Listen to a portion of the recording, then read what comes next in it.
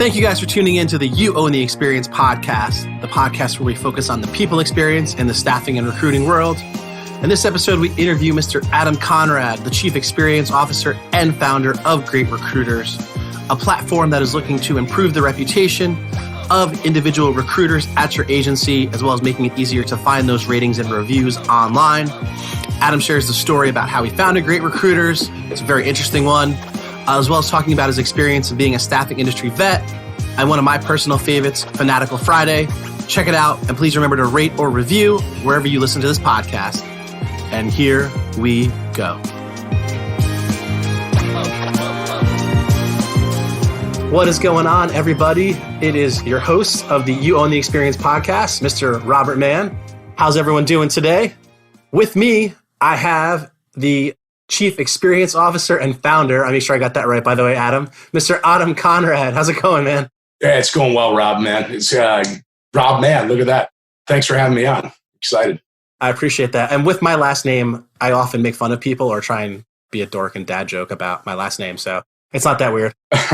Thanks for jumping on. Again, obviously, guys, the focus here is to talk about the people experience in the staffing and recruiting industry. And today we're actually going to talk with a staffing and recruiting industry vet. So he cut his teeth as a recruiter. I'll let him make a more of a formal intro. I know I'm stealing some of his lines. But he also founded a technology company called Great Recruiters to help highlight and improve the overall people experience. So Adam, why don't you give a quick 2-minute elevator pitch about yourself and Great Recruiters, and then we'll get into a little bit more of the people and the technology around everything. So go ahead, sir. Adam Conrad, as Rob mentioned, founder and Chief Experience Officer here at Great Recruiters. And as it was mentioned, I cut my teeth in the recruiting industry. I've been in the industry for about 20 years. I was in the recruitment side, working for staffing agencies as a recruiter, recruiting manager, was running operations for a mid-sized staffing firm.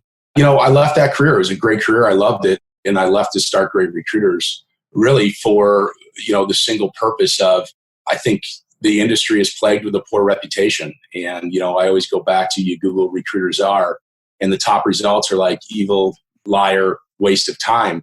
There's not a positive result out there. And so I wanted to develop a platform and a company that really attacked that negative perception and reputation of the staffing firm and help those firms that really care about the candidate experience. Everyone says it, but I want to create a platform that helped them capture that real-time feedback from all the people they serve to help them measure, act on, and promote real-time feedback. It's tough to differentiate yourself in such a saturated marketplace. And unfortunately, I saw all recruiters kind of got labeled, creates barriers with candidates.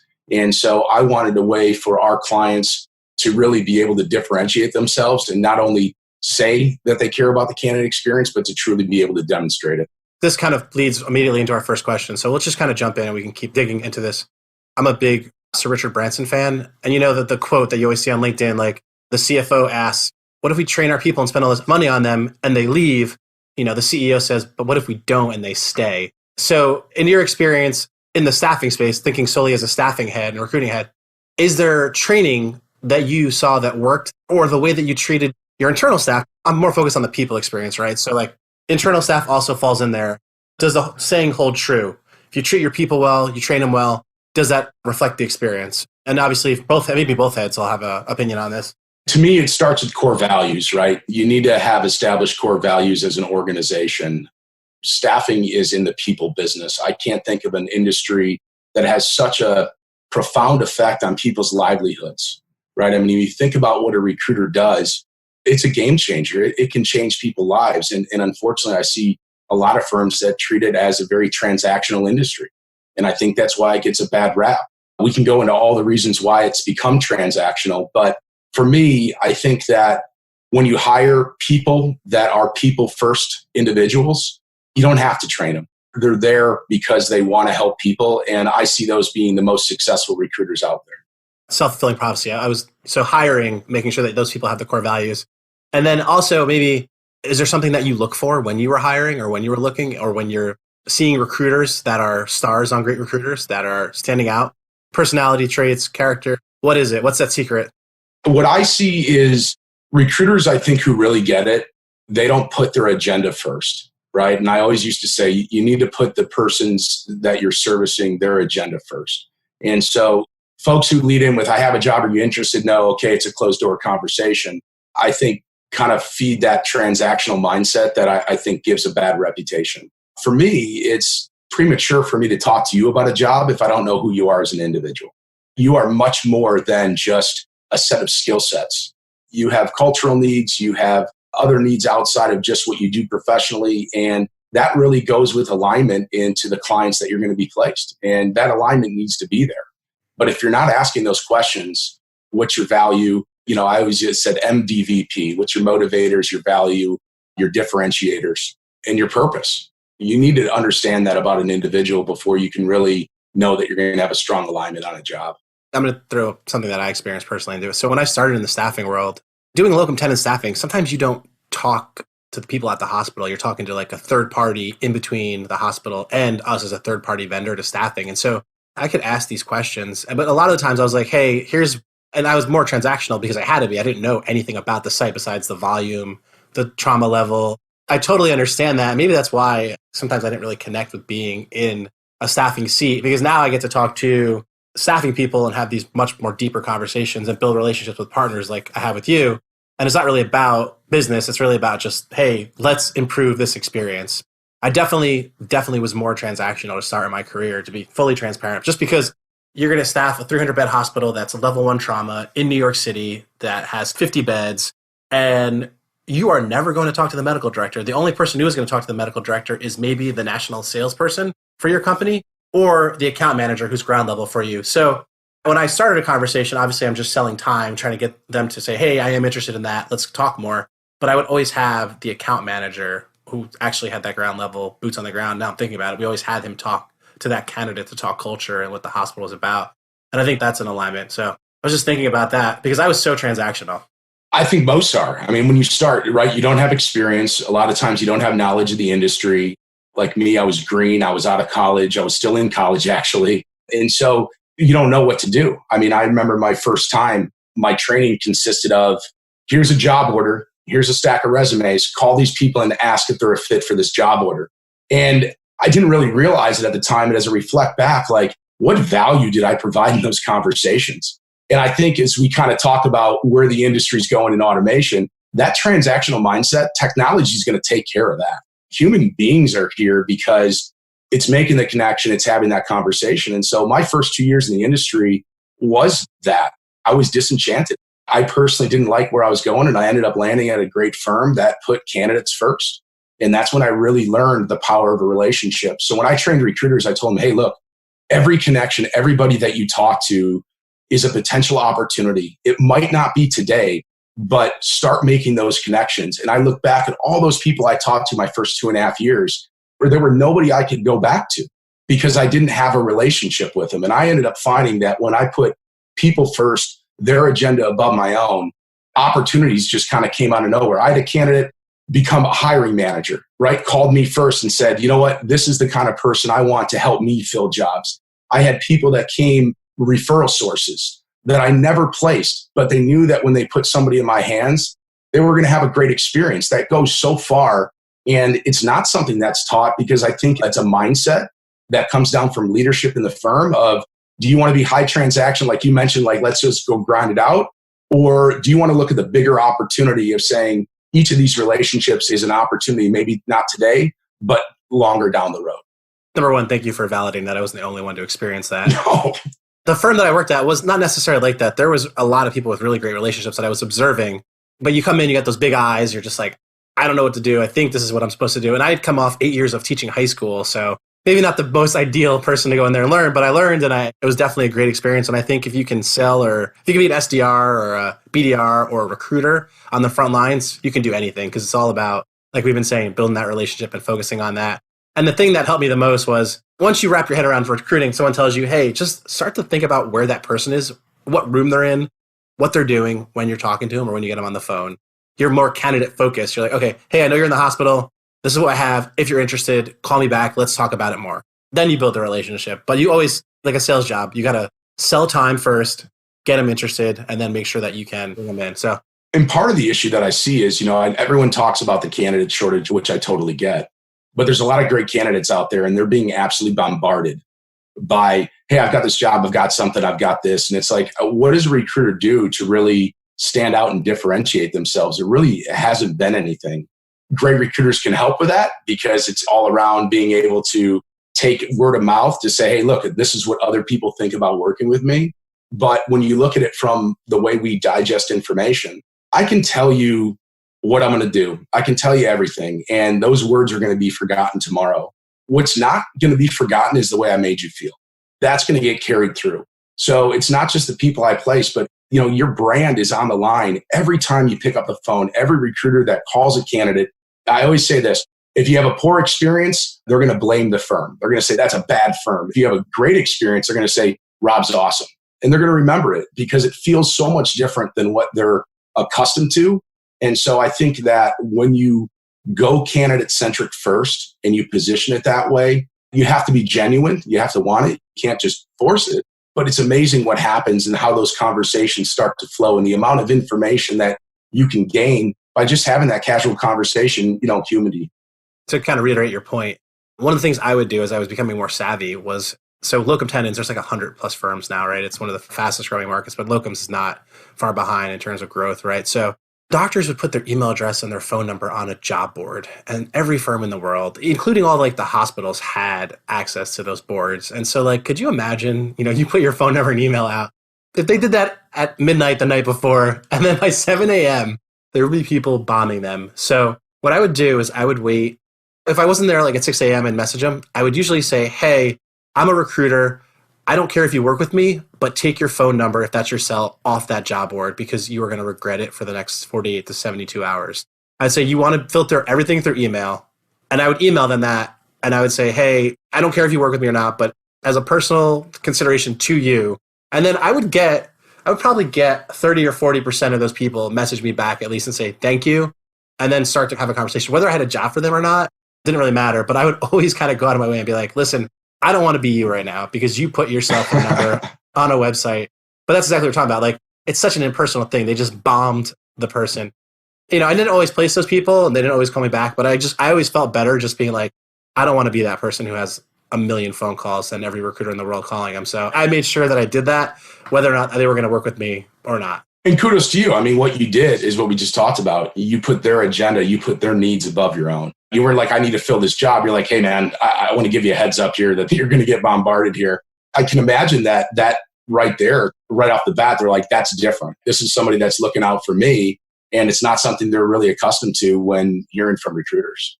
Anything else, story-wise that you could think of that really stood out to help you form great recruiters in your mind? And when did you start thinking about it?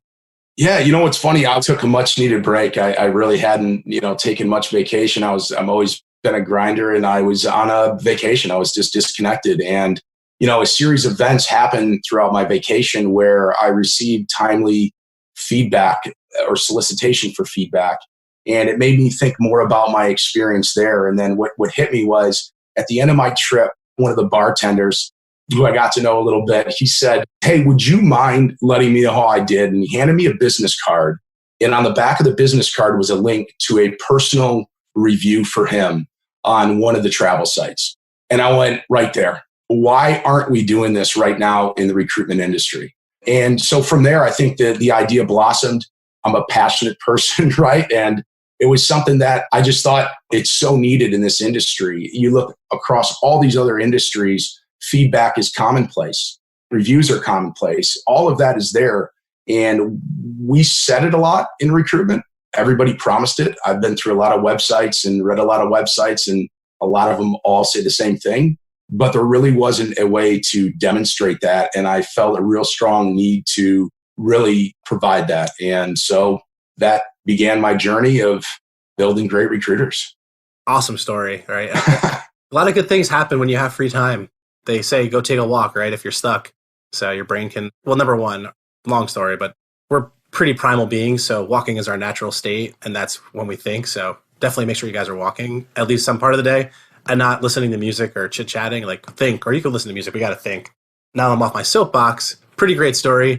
It's so great to hear. I always think about it's vacation. It's like Lin-Manuel Miranda. I'm a huge nerd because he was reading the autobiography of Hamilton on a beach and he thought of Hamilton. He's like, this guy is a hip hop artist. Like he was a writer, a rapper, and that's how Hamilton came about. So vacations are really important, guys. I know we're all hustlers in the US. We're terrible at taking vacations. If you ever need an experience, go talk to our counterparts in the staffing and recruiting world in Australia and Europe, because they take a month off every year. Just ask Adam and I. We try to sell to them, and they're never freaking there. No offense, guys. I know you guys work hard over there, but you're always on vacation for a month.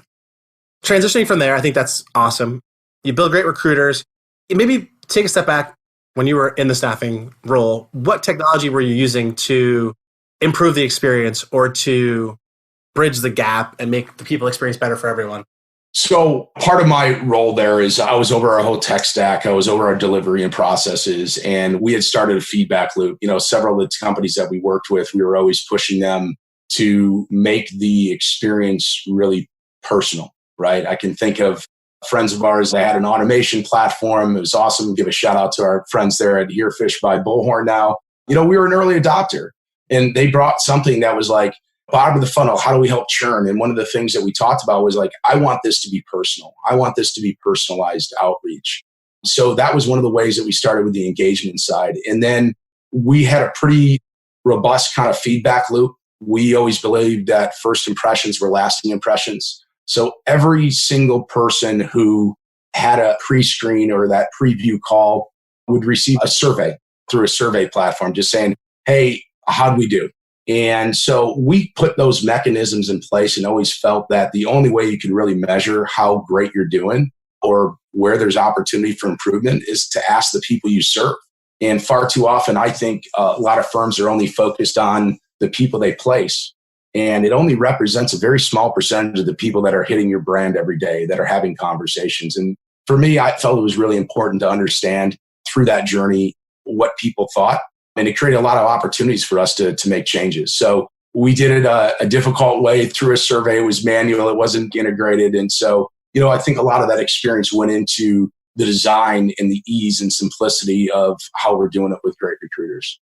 Got it. So just to confirm everybody, Adam at his firm that he's working at would ask every person that interviewed or had a screening call how it went. So the feedback loop started really early in the process. After the first maybe significant touch point with a net new or recurring candidate that you were working with, right? If you're doing IT consulting.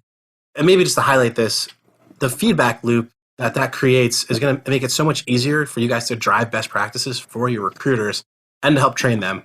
Number one, I think, just to point out and highlight that. And then how often would you survey them? Let's focus on that for a little bit. Yeah, so we had maybe three or four main touch points, right? We got first impression. It was real simple. We just kind of wanted to know from the beginning, like engaged in the process, submittal, interview. We would get that feedback at placement and on offboarding. So those are the main stages that we kind of had, definitely beginning and in the middle, at success or at a close of a job. Whether they got placed or didn't, we wanted to know how that totality of the experience was. And then, from an offboarding perspective. So that makes sense. And so lots of feedback loops, lots of times to coach, help train, and improve, obviously, the experience that you guys are going to be providing.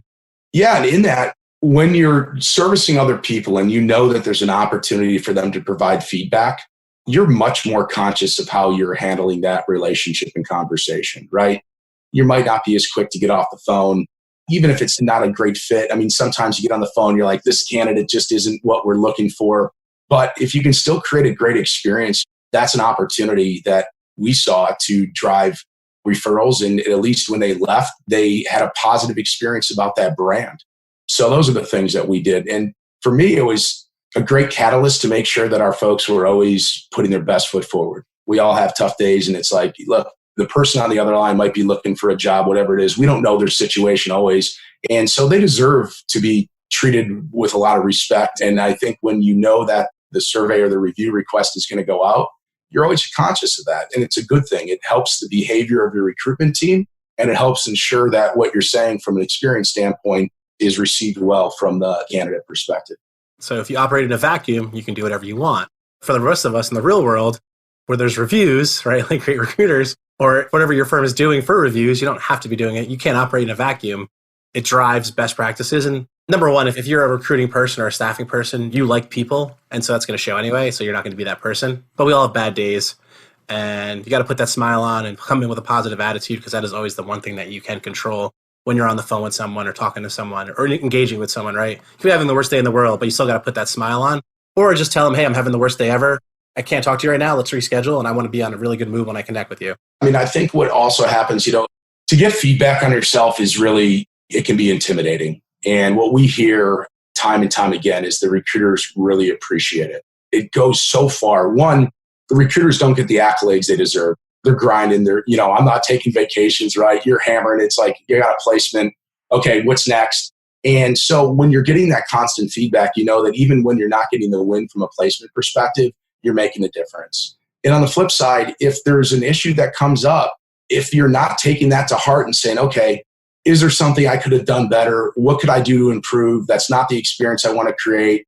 It's a good opportunity for you to reflect and take action and call the person and say, hey, look, what could I have done better? It's a great learning experience. And I think when you embrace that, it's amazing. Even if somebody has a bad experience and you follow up with them and apologize and just say, I hear what you're saying. What could I have done better? It resonates so well on the receiving end. Yeah, I think that's something that I agree with you 100%. There's something I would highlight to kind of reiterate your point.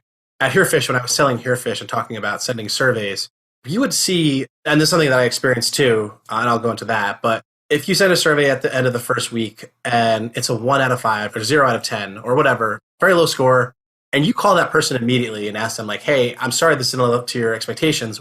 What happened? Things are allowed to go wrong, guys. Like, you don't have to be perfect. Things might change rapidly. So no one is going to be upset if things change rapidly. What they're going to be upset about is if you don't acknowledge it and figure out a path forward. I'll go back. I keep referencing locums, but at locums credentialing, it could take 6 months to a year to put a doctor to work. So you have to keep calling that person and being like, did my file make it to the board meeting? Do I have privileges to go work at this hospital? And for 6 months, 7 months, you're like, no, but you were supposed to go to a meeting 3 months ago and something happened. And I remember putting a doctor to work 5 months after they were supposed to go to meeting. And he wasn't mad at me. He still loved me because I would call him and I'd be like, man, I don't know what is going on with your file. I wish I did. The MSO, I mean, obviously I was putting it off on the MSO. I really didn't know what was going wrong with the file. It was just taking forever. But I would just say it's taking forever. I think it's the MSO. I really don't know. But hey, at least I'm calling you. Like, is there anything I can do? And he went to work and we had a great relationship. So, Rob, I think you brought up an awesome point. And it's one of the things that I hear from recruiters when you don't have news. It's like, oh gosh, I got to call this candidate back again and I don't have an update and I don't have an update. And sometimes it's like, you don't want to keep saying the same things. But, when you put it in the perspective, it's out of our hands. What is in your hands is what you just said. You have the ability to make regular contacts. There are tools that can help you do that. We used to have Fanatical Friday, and Fanatical Friday, we would do all of our relationship calls. My theory was this: nobody should go into the weekend wondering what's happening with their job search.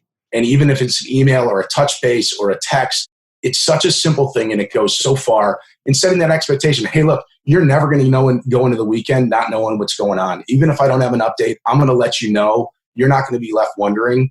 That's an experience piece. That's a decision. And I was talking to a firm that said, well, we usually make sure that we follow up every 2 weeks. And I said, wow. I pushed back and I said, think about you're that job seeker. You're excited about that job.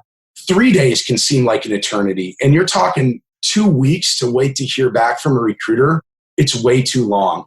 So it'd be funny. We do it with our contractors and they'd get a phone call and they'd be like, oh, I guess it's Friday at noon. And it became a joke, but they knew that if there was anything there was always an outlet to talk to their recruiter, whether it was place talent or a candidate that was in process.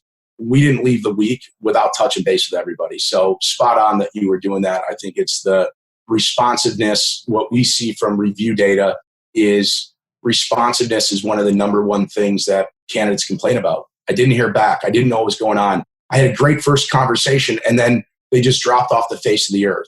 I think as humans, we don't like to deliver bad news. And so we tend to stall. Or if we don't have news, we kind of get nervous, like, oh gosh, I'm going to say the same thing. But you got to get over it, right? You got to get over it. You got to deliver the news timely and consistently. So spot on with that, Rob.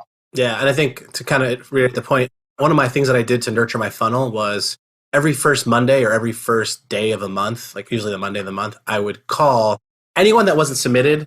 So people that I talked to once, I had a good relationship. Maybe I had their resume or their CV if they were a doctor. And I was just trying to keep them warm, nurture them. I would just call and be like, hey, here's what I'm seeing. What are you seeing? Is there anything? And even if I just left a voicemail and shot me an email like, hey, I just called you trying to, let you know what I have. It's nothing super interesting, but here it is, just to give them some value. Because you never know if they have a referral, it might go to work somewhere else, or they might have a job for you. Like, there's so many opportunities. If you don't get on the phone and you don't talk, you don't get an opportunity. Yep. So I would do that pretty religiously. And again, that wasn't submitted people, like people that I should be calling. It was the funnel. It was like the nurturing email once a month. So. Oh, and it's great. I mean, you can drop in helpful things, if they're in the nursing side or on the, doctor. I mean, you can find articles. You can be a value add. Be a value add to that individual. Telling doctors how much money they could be making if they're working somewhere else was definitely a winner. Can imagine. What are you seeing for the future, technology-wise, people-wise? What does Adam Conrad see for infinity and beyond, if I can quote Mr. Buzz Lightyear? Technology has never been this prevalent in staffing ever, right? It was a decision of what job board to use, what ATS. And there's a plethora of tools out there that are available, from AI to chatbots to automation to onboarding solutions, reviews, all of this information. What I think is that we're going to see those higher transaction type of positions. I'm going to see automation start to replace the need. And so if I'm looking to pick up a quick shift or do that, we're already seeing that in the gig side. I think that you're going to see on the other piece, I think you're going to start hearing more that recruiters matter. We're going to get back to the human piece of it. That's what's happening. And I love the rhetoric that I'm starting to hear with the automation. It's not replacing. Like 3 years ago, automation was going to replace the recruiter. I was like, that's not happening. I always looked at the real estate world and the travel agents, right? Travel agents, many of them got replaced because it's a low risk, high transaction. I can go get a flight to Miami and come see you. I don't need to talk to somebody about it. But if I'm going to go ahead and take a trip around Europe for 2 weeks and I've never done it before, I'm certainly going to talk to a human being that's been there. I want that perspective. I'm not booking that online. And when you see the real estate agent, right, buying a house it's a high risk situation. So technology shifted the role of the real estate agent, where their value used to be bringing you the MLS listings. It changed with Zillow and all those sites like that. Now you can go on. I knew what houses. I'm calling the realtor and saying, hey, I want to go see these 5 houses. The value then changed and the role of the realtor changed to saying, now I'm going to provide you additional insight, maybe on the neighborhood, the schools, the human approach of it, all the things that I couldn't research. And I see that's where technology is going to shift the recruiter. The recruiter that's transactional is going to get replaced, bottom line. The recruiter that can provide added value, become a talent advisor. I think you're going to see candidates starting to want to follow recruiters with them through their career because they're going to be trusted people. I see technology pushing recruiters to be more than what the industry has demanded of them. I hear candidates already saying, we need more out of the recruiter. Because if it's just a transactional conversation, technology is going to go ahead and replace that. Makes sense. And I totally agree. I think the trusted advisor role is key for any industry. The customer has all the data. It's your job to point out. And this is kind of like the challenger sale mentality. I don't really love it. We challenge things that are right. Like, I'm not going to challenge just the challenge. If nothing comes up in a call that I need to challenge, I'm not going to create something. But I think if you hear something and you're like, ooh, I know that that's not how it is, or I know that that's not going to work, then yeah, you should come in and say, hey, I'll go back. I was a history teacher. So don't trust one person, trust two, which is, again, why I love great recruiters. So you got to hear it from multiple people's mouth and keep going on this point. Malcolm Gladwell's book, Talking to Strangers, like, you can't trust one person. It's so interesting. AI is better. I think I keep referencing this, but AI is better at judging whether or not someone should get bail or not. Anyway, talk to multiple people and then figure it out. But I agree with you. And great examples. I've never thought about that as the real estate agent, but that is so true. We hear AI all the time. There's a lot of debate about, is AI real? And I was like, well, Great Recruiters is 100% AI. It's actual intelligence, right? It's actual intelligence from the people that you're servicing. They're going to let you know how you made them feel, if you did a good job. So to me, we have a new take on AI in the Great Recruiter world.